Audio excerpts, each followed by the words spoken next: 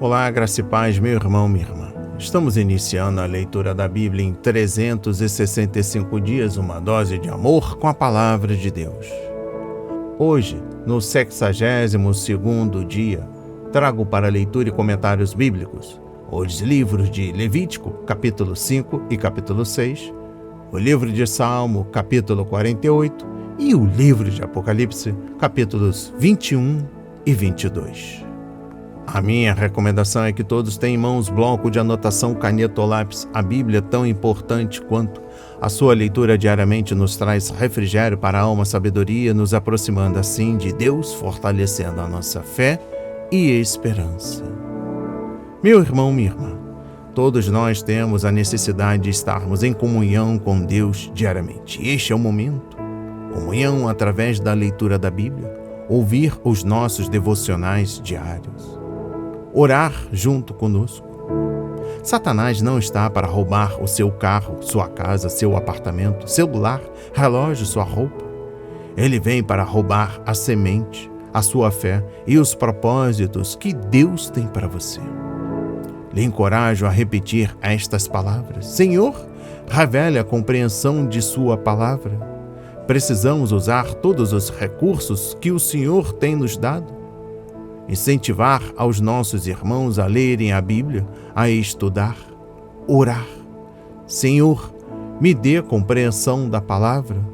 A Bíblia Sagrada nos faz gerar a fé, nos faz ter o alimento, a cura, a restauração. Nela encontramos a verdade, pois o mundo vende a mentira, mas a sua palavra nos fortalece com a verdade. Em nome de Jesus, eu agradeço. Amém e graças a Deus. Se desconecte de tudo e permita que a palavra do Senhor adentre em vossos corações.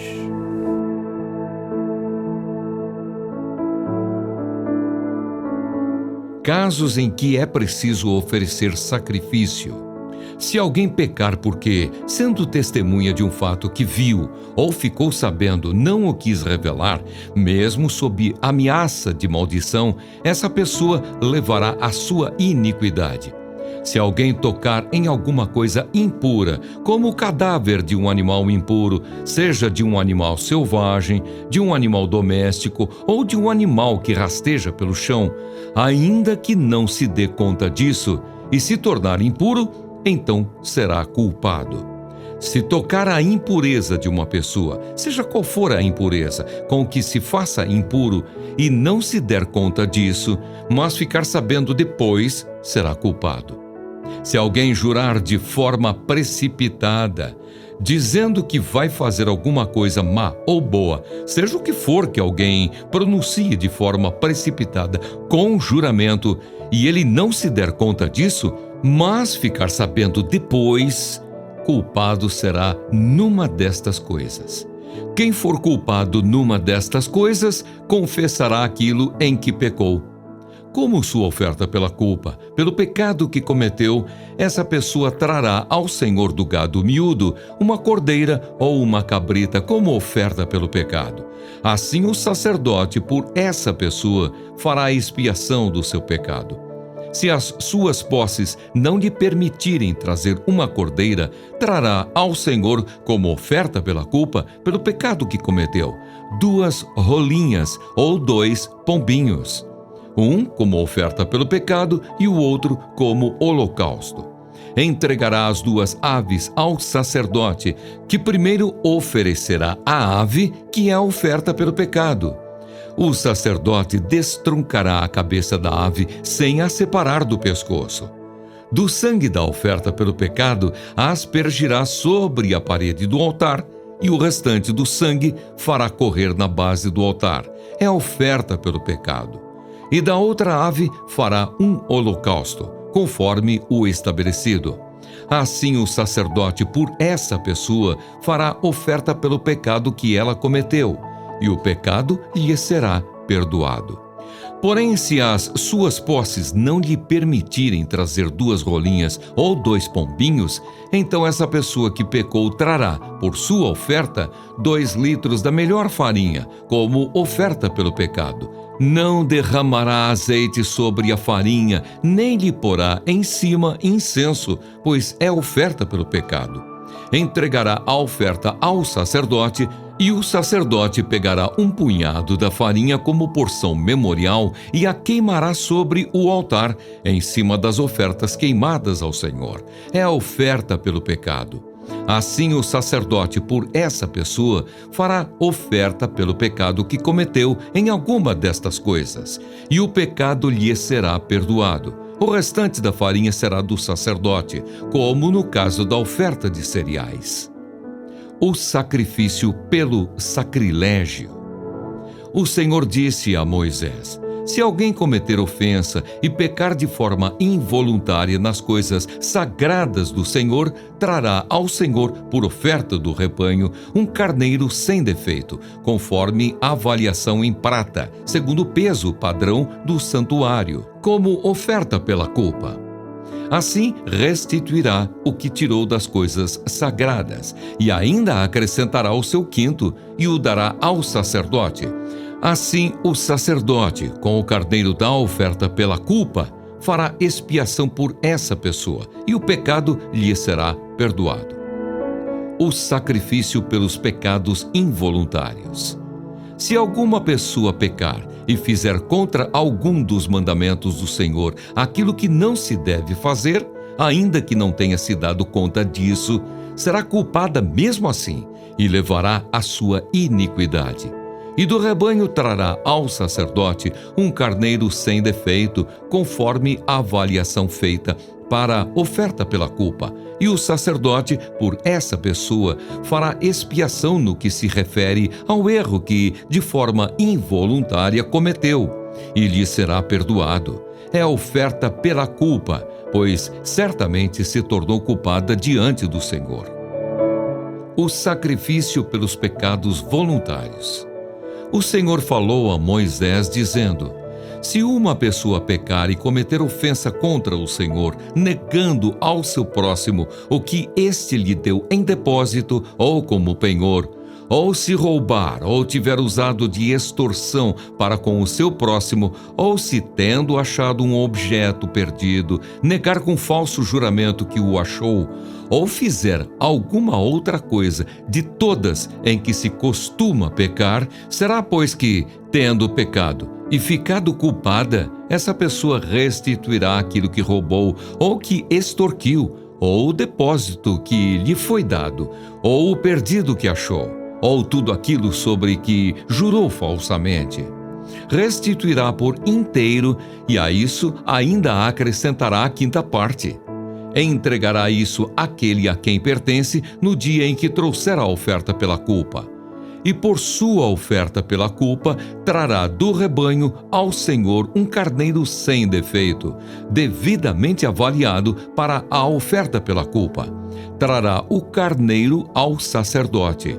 E o sacerdote fará expiação por essa pessoa diante do Senhor, e ela será perdoada de qualquer dessas coisas que fez e que a tornou culpada. A lei a respeito do holocausto. O Senhor disse a Moisés: ordene a Arão e a seus filhos, dizendo: esta é a lei a respeito do holocausto. O holocausto ficará sobre as brasas do altar toda a noite até pela manhã, e o fogo do altar nunca poderá ser apagado. O sacerdote vestirá a sua túnica de linho e os calções de linho sobre a pele nua, e levantará a cinza quando o fogo houver consumido o holocausto sobre o altar, e a colocará ao lado do altar.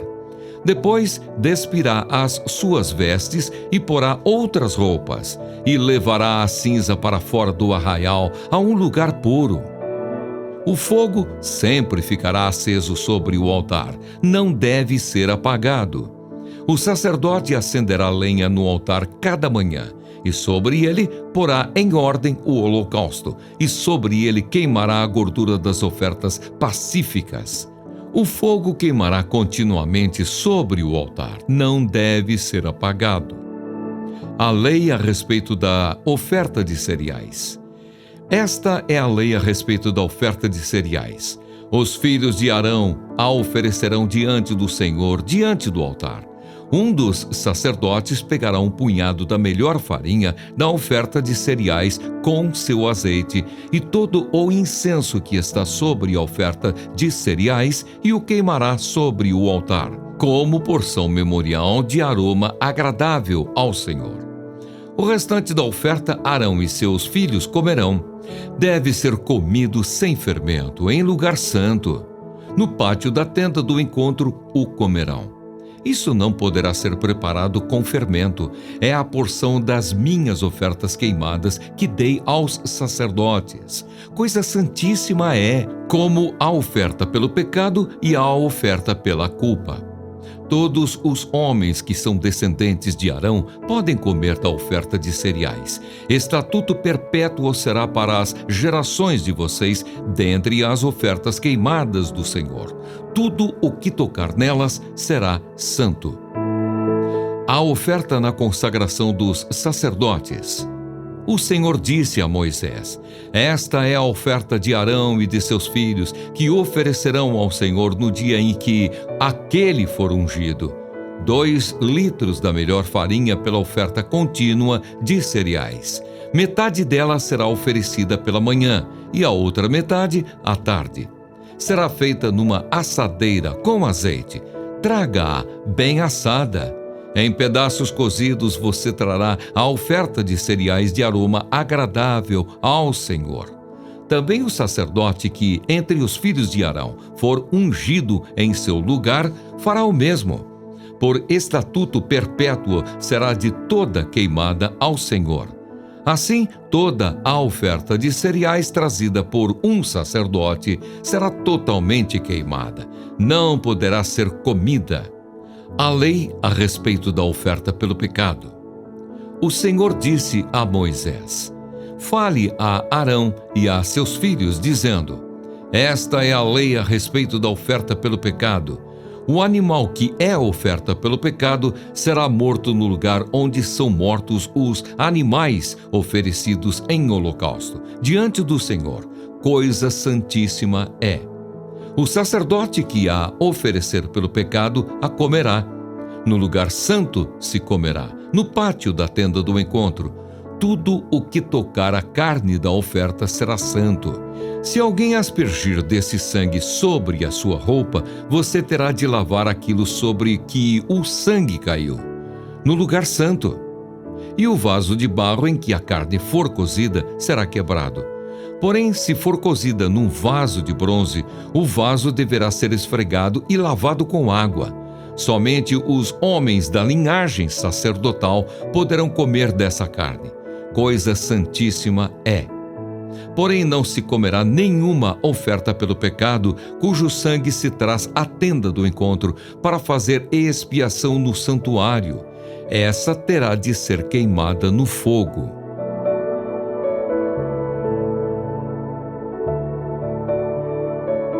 Amém. Compreendendo o livro de Levítico, capítulo 5, trago uma única exposição bíblica dos versículos 14 a 19. A oferta pela culpa era necessária para 2 tipos de pecado: os pecados contra qualquer coisa consagrada ao Senhor e aqueles cometidos contra o próximo. A primeira categoria incluía as ofensas que envolviam sacrifícios a Deus, votos, celebração das datas festivas e assim por diante. Exemplos da segunda categoria são fornecidos no capítulo 6, versículos 2 e 3. O ritual tinha várias etapas. O infrator tinha de confessar seu pecado, número 5, versículo 7, restaurar a propriedade em questão ou seu equivalente em dinheiro, pagar uma multa de 20% do valor dos bens danificados e sacrificar um carneiro ao Senhor. Levítico 5, versículos 15 e 18. A oferta pela culpa ilustra o fato solene de que é algo muito caro para as pessoas cometerem pecados e para Deus limpá-los.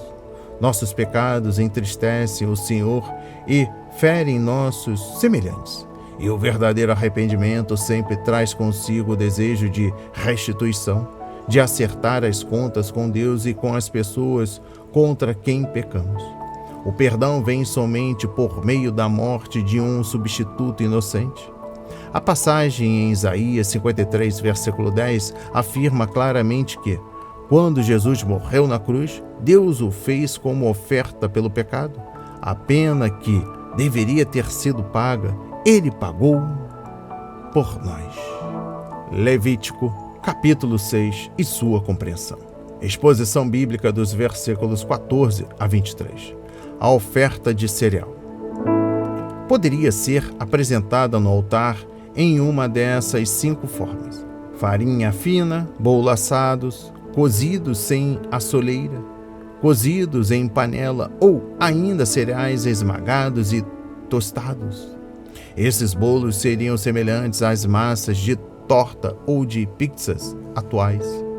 O oficiante colocava apenas uma parte da oferta sobre o altar, a porção representativa para o Senhor, onde era consumida pelo fogo. O restante se destinava ao consumo pessoal do sacerdote. Exposição bíblica dos versículos 6 a 18. Somente os homens da família poderiam comer a oferta de cereal, e eles tinham de fazer isso no lugar santo do tabernáculo, com pão sem fermento, ou seja, pão ázimo. A única oferta de cereal que não podia ser comida era aquela apresentada todos os dias pela manhã e à tarde pelo filho do sumo sacerdote, que o sucederia no cargo. Versículos 19 a 23. 2 vezes ao dia, Deus lembrava a seus sacerdotes que eles deveriam manter pureza e integridade enquanto serviam, uma vez que os grãos representavam o fruto do nosso trabalho. A oferta de cereal era a forma que os judeus tinham de dedicar a Deus algo daquilo que ele os havia permitido produzir. Já o incenso, que era queimado com a porção representativa da oferta, representa a oração, conforme Salmos 141, versículo 2 e Apocalipse 5, versículo 8. Um lembrete da petição: dai-nos hoje o nosso pão de cada dia. Mateus 6, versículo 11. E eu finalizo a compreensão do capítulo 6, trazendo a exposição bíblica dos versículos 24 a 30. A oferta de cereal não era apresentada sozinha, mas acompanhada de um dos sacrifícios que envolvessem derramamento de sangue. Isso significa que o nosso labor jamais comprará a salvação ou as bênçãos de Deus, porque sem derramamento de sangue não há remissão de pecado. Hebreus 9, versículo 22. Mas os que foram salvos pela fé no sangue derramado de Cristo podem dedicar-lhe daquilo que ele lhes capacitou a produzir.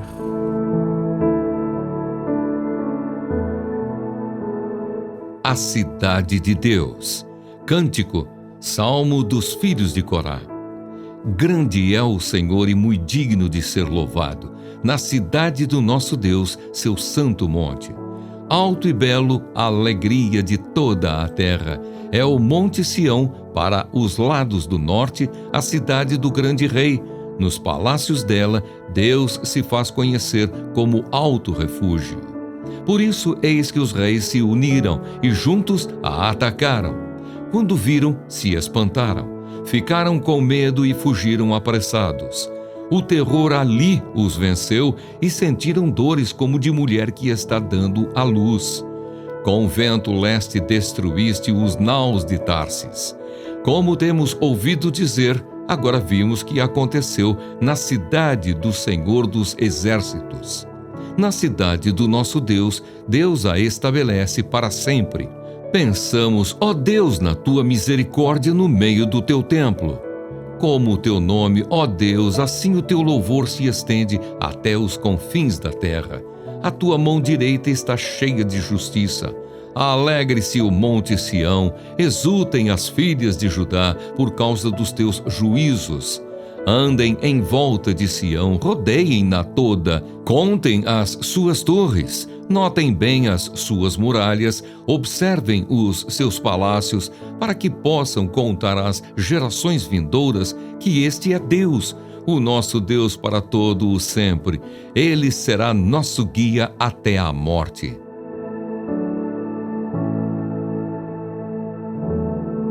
Amém. Compreendendo o livro de Salmo, capítulo 48, trago a exposição bíblica dos versículos 1 a 3. Nesta primeira sessão, o povo da antiga cidade de Jerusalém fala sobre ela com orgulho e gratidão. Os judeus viam Jerusalém como uma bela cidade, capítulo 50, versículo 2, uma fortaleza segura e a alegria de toda a terra, conforme Lamentações 2, versículo 15. Espiritualmente falando, hoje a cidade santa tem trazido alegria a toda a terra, porque, do lado de fora de seus muros, Jesus morreu pelos pecados do mundo, e foi de Jerusalém que vieram os primeiros rumores do Evangelho de Cristo. Um dia, no futuro, Jerusalém será o centro do reino glorioso do Filho de Deus, conforme Isaías 2, versículos 2 e 3 e capítulo 60, versículos 1 e 2. Exposição bíblica dos versículos 4 a 7. Os cidadãos estavam falando sobre o Senhor, mas agora eles falam com o Senhor sobre o que ele fez com os assírios. Senaqueribe e seu enorme exército, além dos reis vassalos de seu império. Versículo 4. Cercaram a cidade de Jerusalém e esperavam capturá-la. No entanto, o fiel rei Ezequias, com a ajuda do profeta Isaías, conforme livro de Isaías 14, versículos 24 a 27, recorreu ao Senhor para pedir ajuda, e ele veio socorrê-los. Isaías 36 e 37. O Altíssimo pelejou por Israel, assim como lutou contra os egípcios. Exposição bíblica dos versículos 8 a 11. Os sacerdotes, nesta sessão, parece ser um grupo de peregrinos que estavam indo para Jerusalém após a grande vitória. Eles ficaram sabendo da derrota da Assíria, mas agora podiam ver com os próprios olhos as grandes coisas que o Senhor havia feito por seu povo, e é provável que o Salmo 126 também se enquadre neste evento. Os peregrinos foram imediatamente ao templo para adorar ao Senhor, meditar em sua fidelidade e louvá-lo com alegria. A adoração é a resposta humana adequada às misericórdias divinas. Exposição bíblica dos versículos 12 a 14. Após o término da adoração, talvez um dos filhos de Corá tenha se tornado guia dos peregrinos e os conduzido pelos arredores da cidade. Ele lhes mostrou as torres e os muros externos, mas teve o cuidado de fazê-los lembrar que a proteção da cidade era o Senhor Deus e não uma muralha de pedra e argamassa. E eu finalizo a compreensão do capítulo 48 com destaque ao versículo 14 e sua compreensão. O guia disse aos visitantes israelitas que competia a eles ensinar à geração futura coisas sobre o Senhor, para que a nação não abandonasse o Deus de Abraão, Isaque e Jacó. O maior perigo que uma nação enfrenta não é o invasor que vem do lado de fora, mas o inimigo que corrói por dentro, como um corpo que, pouco a pouco, vai se afastando da fé de seus pais.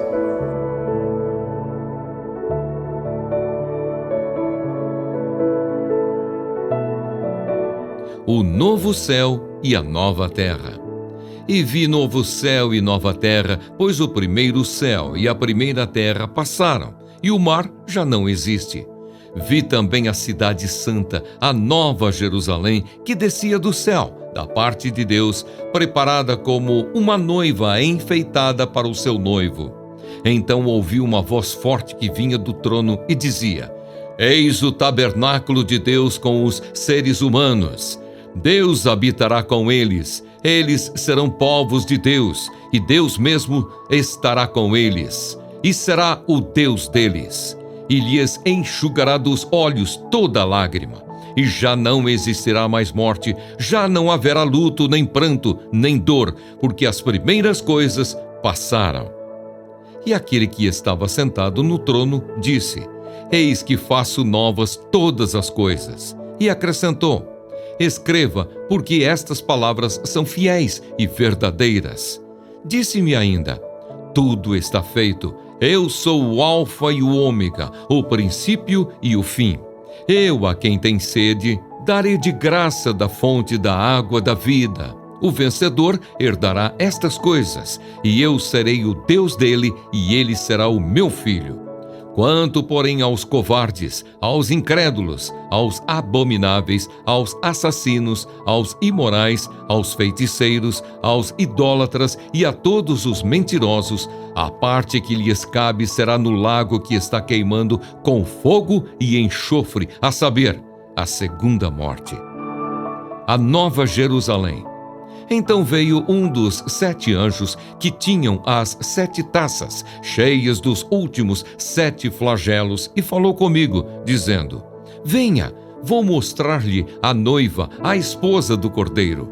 E ele me levou no espírito a uma grande e elevada montanha e me mostrou a cidade santa, Jerusalém, que descia do céu da parte de Deus, a qual tem a glória de Deus.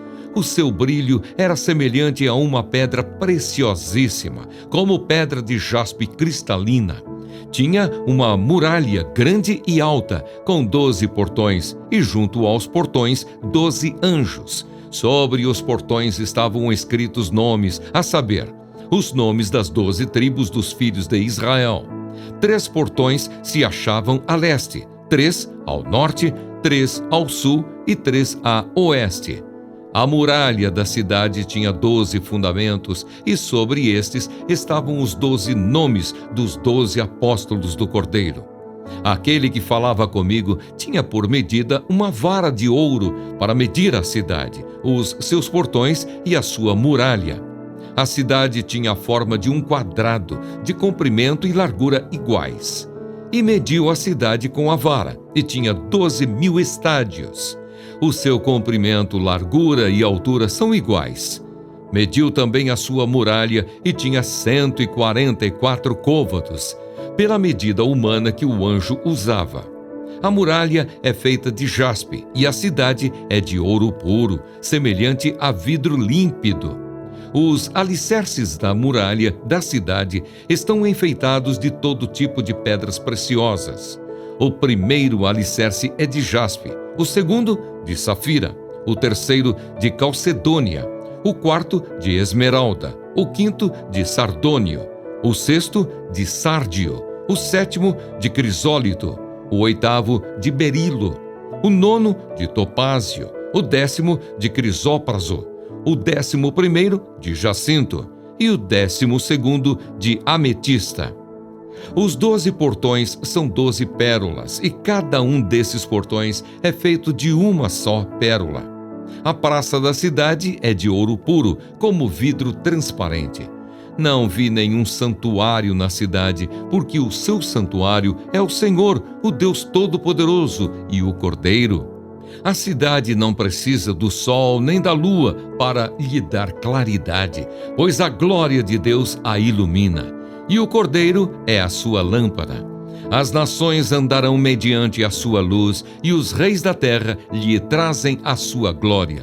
Os seus portões jamais se fecharão de dia, pois nela não haverá noite, e lhe trarão a glória e a honra das nações. Nela não entrará nada que seja impuro, nem o que pratica abominação e mentira, mas somente os inscritos no livro da vida do Cordeiro. Então o anjo me mostrou o rio da água da vida, brilhante como cristal, que sai do trono de Deus e do Cordeiro. No meio da praça da cidade, e de um e de outro lado do rio, está a árvore da vida, que produz 12 frutos, dando o seu fruto de mês em mês. E as folhas da árvore são para a cura dos povos. Nunca mais haverá qualquer maldição. Nela estará o trono de Deus e do Cordeiro.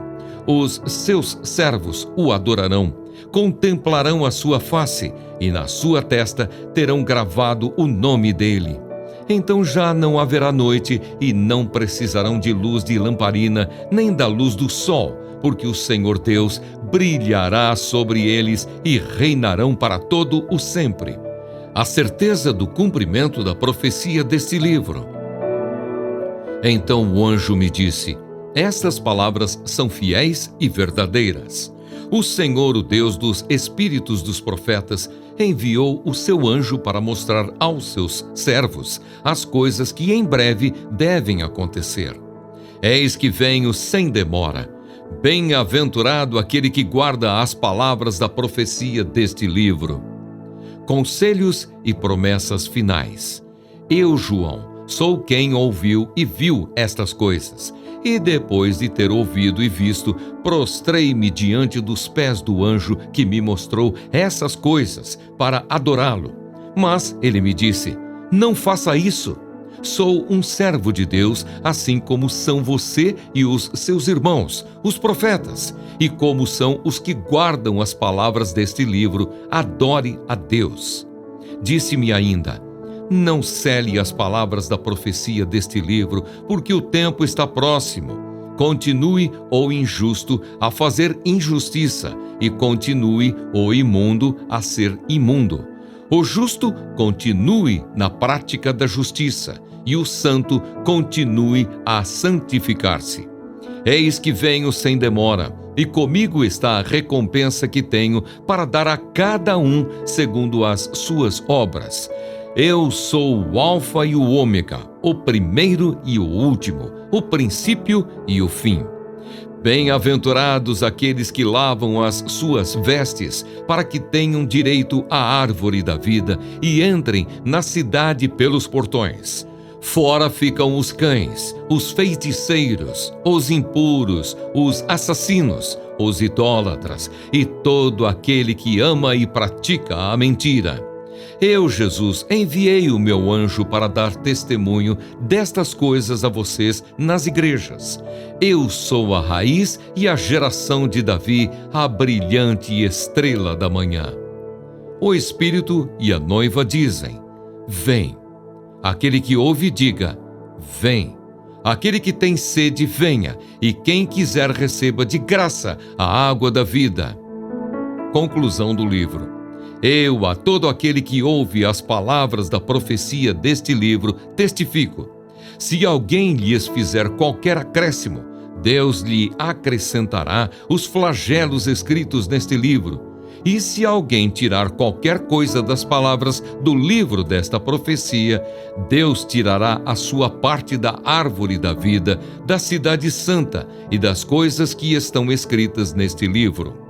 Aquele que dá testemunho destas coisas diz: certamente venho sem demora. Amém. Vem, Senhor Jesus. Bênção. A graça do Senhor Jesus esteja com todos.